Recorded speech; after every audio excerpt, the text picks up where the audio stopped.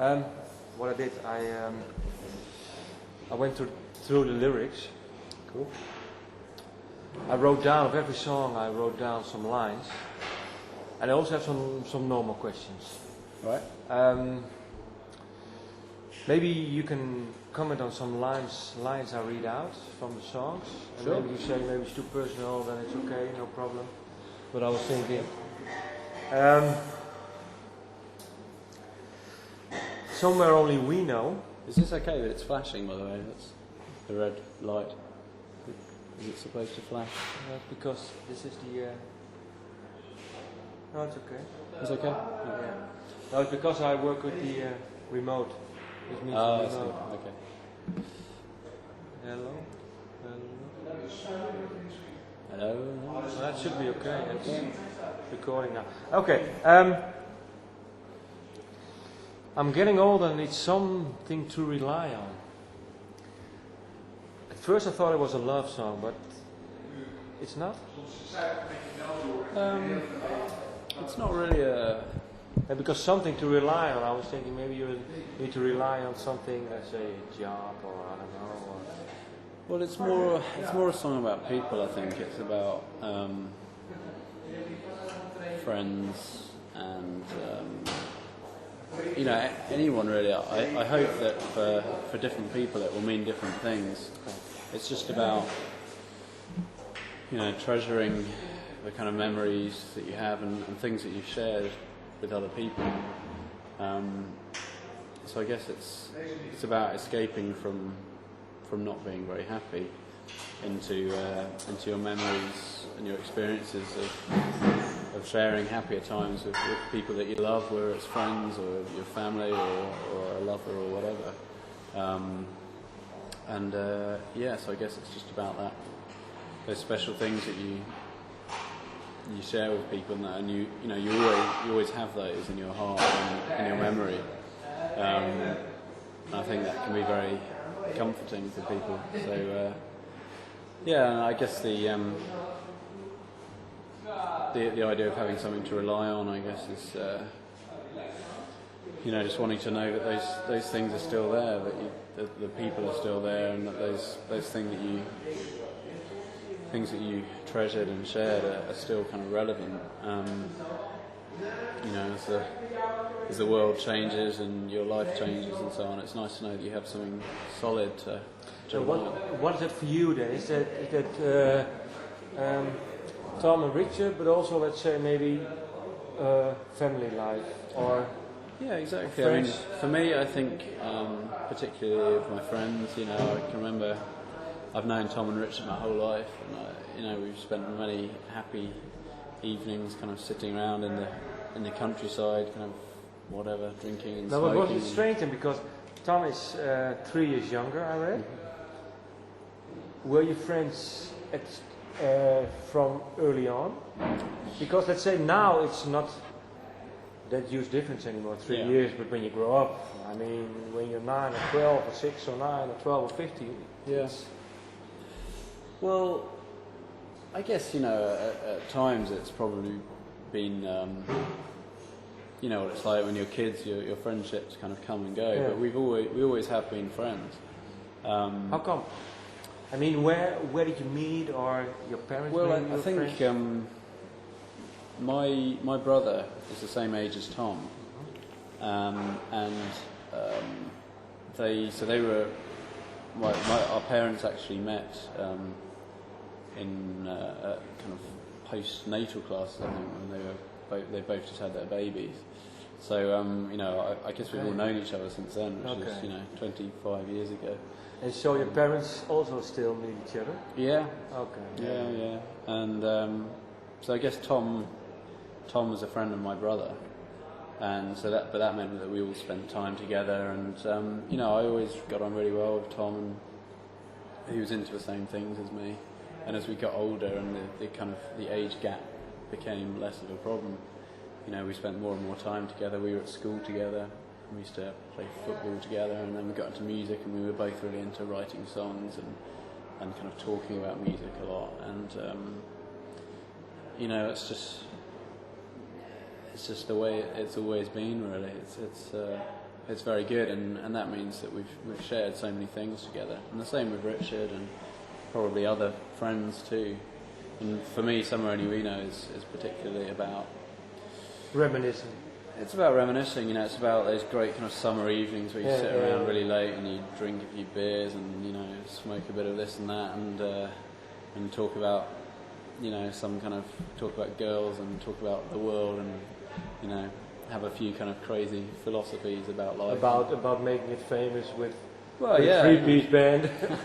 That kind of thing, yeah. You know, that was definitely a big part of our lives and of our dreams. So, and then, do you still remember your first piano lessons? What age were you? Vaguely. I don't know. I guess I was probably about 8 years old or something.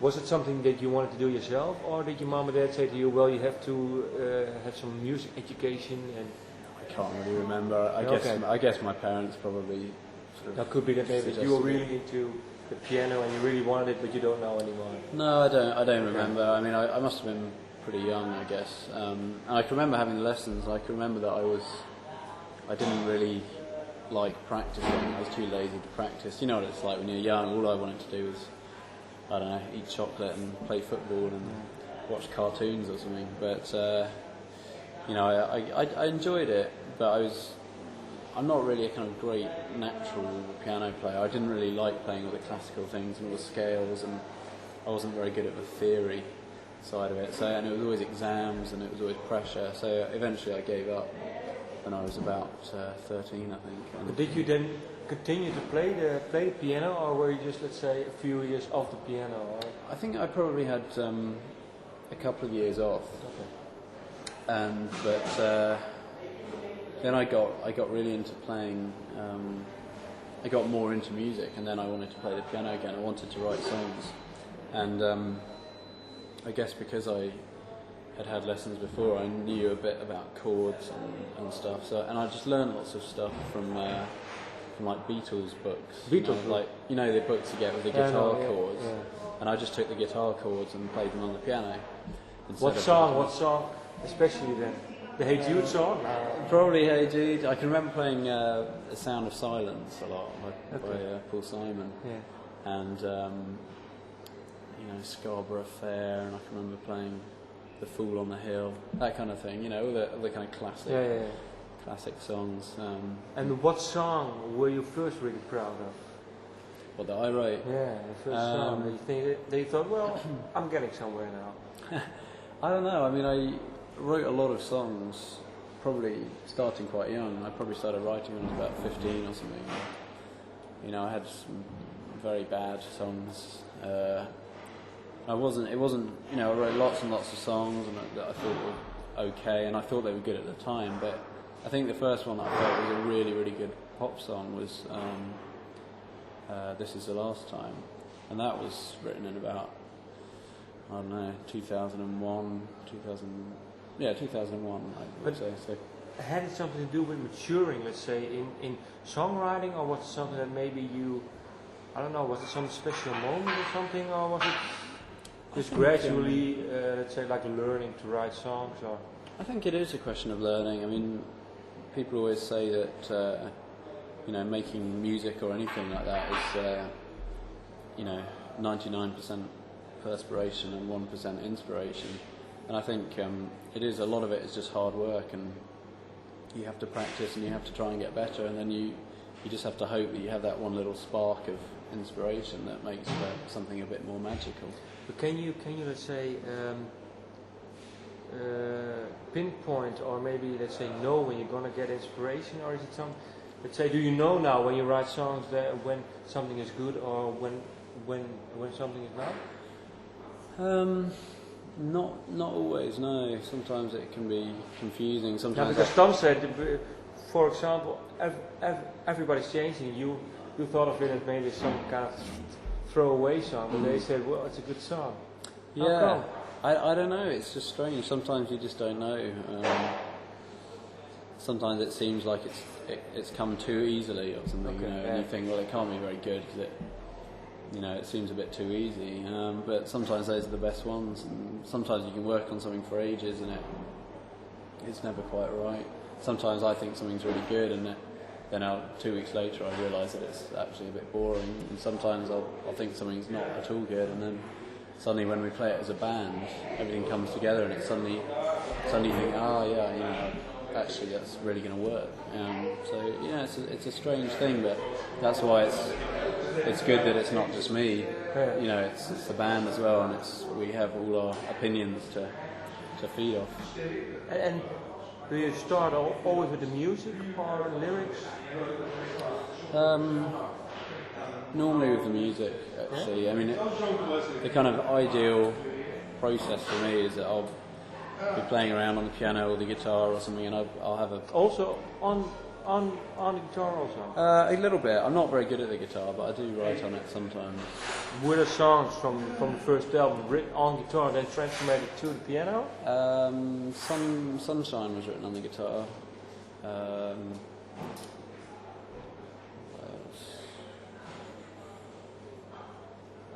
I can't remember. Most of those are probably piano songs. But when you, let's say, transform them to the piano, those guitar songs, are they, let's say, do they have a different feel? Or... yeah, I guess, yeah, they probably do. I mean, it's not always the piano either. Sometimes it'll be different keyboards. Like Sunshine is not really particularly piano. I mean, even Bed Shaped and I don't know. Yeah, I mean, they do. It does change the feel. I mean, certainly there were songs like This Is the Last Time, for example. We played just at the end of the period when we had a guitarist, and it was quite good, but it wasn't. It didn't sound anything like as good as it does now. I guess because it was written on the piano, and that's just the natural way for it to be played. But as soon as we started playing it like we do now, everything just fell into place, and it felt much more natural. So, yeah, it is a different thing between the guitar and the piano. It's definitely a different way of writing, I think. But was it then in retrospect, when you look back on it now, the leaving of the guitar player, was it the best thing that could have happened to Keane? Maybe when you look at it now, because for your sound and maybe for the songs, you were saying that the songs now actually stand out more.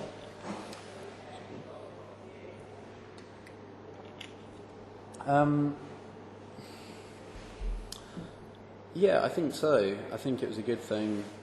I mean, it was very sad at the time, but and it caused a lot of confusion, and we didn't really know what to do. It took us probably about a year or so to a year. Yeah, to kind of really work out how we wanted to play the songs. We did a lot of demos that were really kind of electronic, and everything sounded like Massive Attack or something. And even songs like This Is the Last Time, that was like a big kind of, I don't know what it sounded like, but it was much more electronic and much more kind of fussy and complicated, which in the end we didn't really like. Were you thinking of breaking up back then also, or you were just saying, well, we just have to find another way of making the sounds work? Or when the guitarist left, we didn't think about breaking up, because we were already excited about. We had some great opportunities to go into the studio, and things were looking okay. But by the time a year and a bit had passed, I think we were getting more worried, and we felt like we weren't really playing the way we wanted to, and no one was very interested in us. So I think we did think about splitting up then. It was quite depressing. But what made the turnaround then? When the songs actually came together, or? I guess I think it was the songs that kept us going, because we felt that the songs were really good, and we really felt we had something to say, and it just seemed crazy that we had all these good songs and no one was going to hear them. So of course we really wanted people to hear them, and so we just kept going and kept fighting and working, and eventually we came up with this new sound of just me playing the piano and so on, and not having the guitars or anything, and that felt much more natural. And then we played a gig in London, and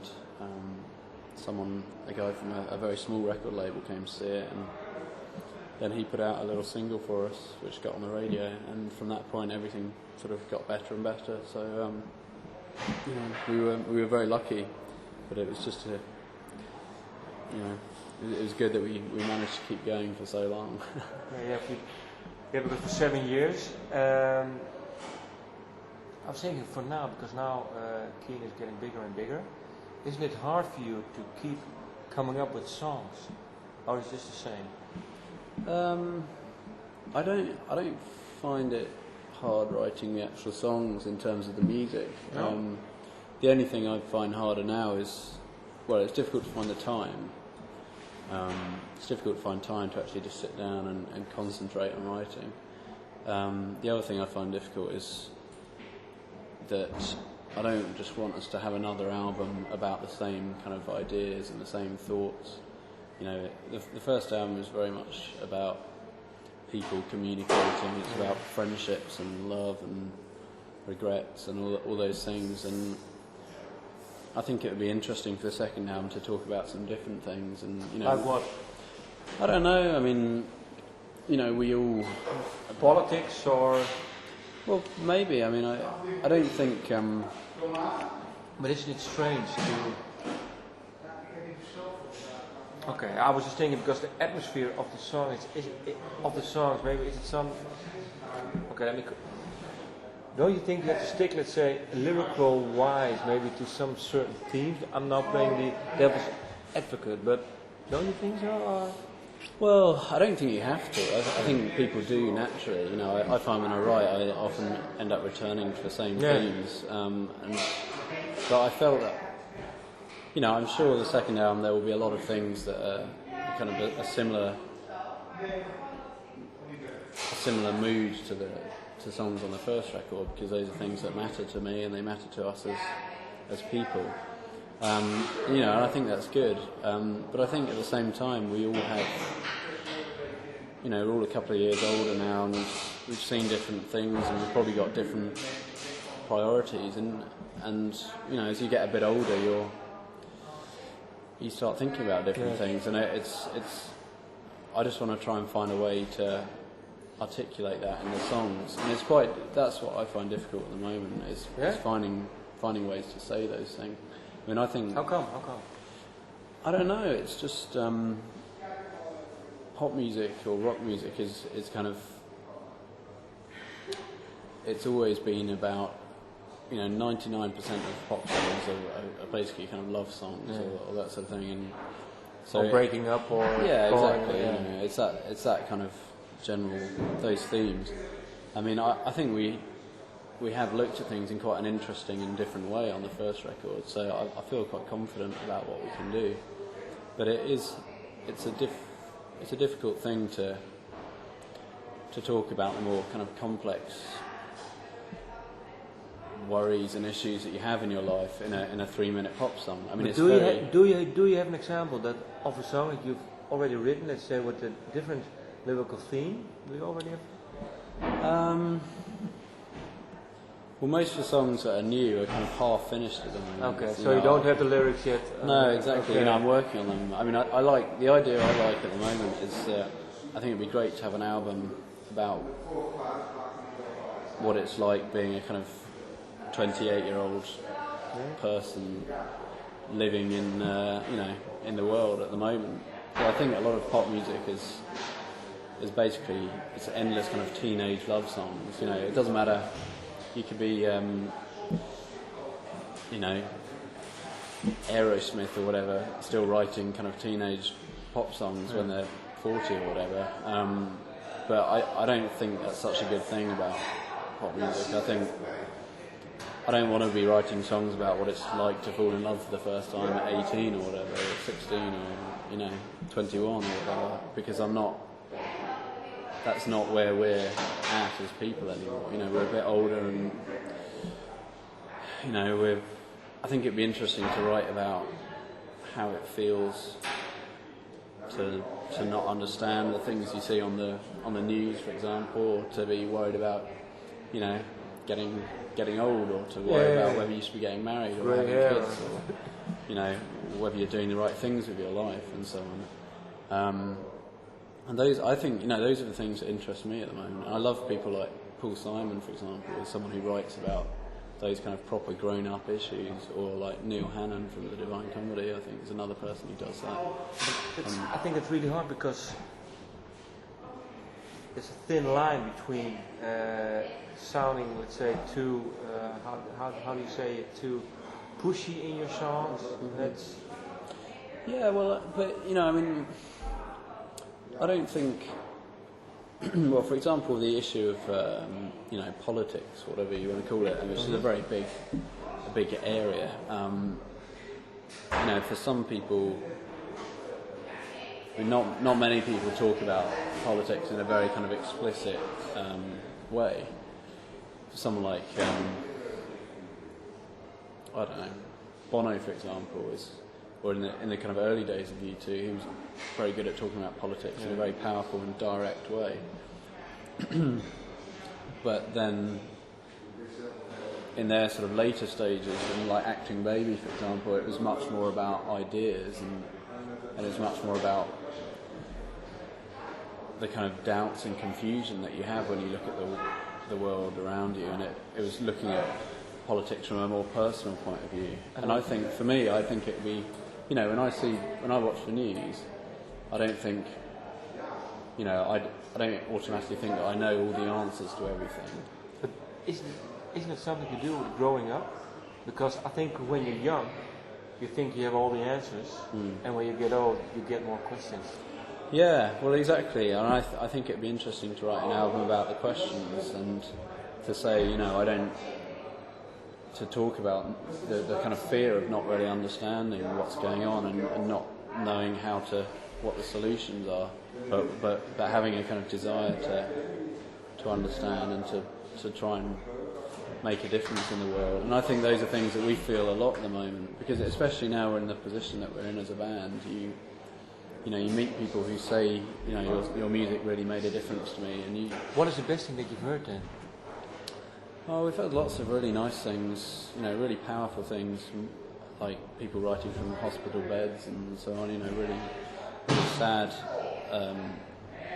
really sad things. One that always stuck in my mind is we had a guy called Noah, I think, who wrote to us from Jerusalem, and he was saying about how, obviously it's a very troubled area at the moment, and he was talking about how he had friends who had died, and lots of friends who'd left, but he'd fallen in love with a girl, and they'd been driving around and listening. They were always listening to our album, and it had kind of given them their sort of love and their sort of hope in that kind of very dark time, and had been kind of tied up with our music, and it had made them feel better about life, And for me, that's an incredible thing. I think music can change people's lives, even in a very small way.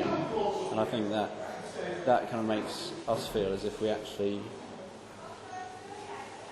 can make a tiny little contribution to the world. You don't want to get too self-important about it, but that's what I mean. That's a thin line you walk. It is a thin line, yeah. But you have to believe you can do something, because I don't just want to be writing songs about falling in love with someone at a disco for my whole life. I want to feel that I have something to say and something to share with people. And when someone comes and says that a song you've written has really made a difference to their lives, and that kind of makes you feel like you actually have something to do. It's nice to feel that you actually have a place in the world and something to contribute.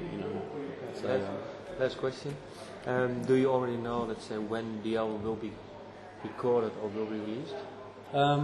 Not really. I think it will be. It depends how it goes in the studio. We're so excited about doing it. We can't really wait. We've actually booked a little bit of studio time over Christmas, because I don't really want to stop working. I love making music, and I think we all do. And we're very excited about working on some new songs. So we'll do a few days over Christmas. I think we've got some proper chunks of time, and over the course of next year, a bit in April and a bit in July or August. So maybe then autumn 2005 or something. Maybe, maybe the end of 2005, maybe early 2006. It depends. I think we've done a lot of playing and so on this year, and I think we really want to take our time. I think we really feel we're capable of making a great record, and you know, a classic record that can really mean something to people, and we want to take our time and make sure we get it right, and make sure that we make the music that we're capable of making. Okay. Thank you. Thank you. Okay.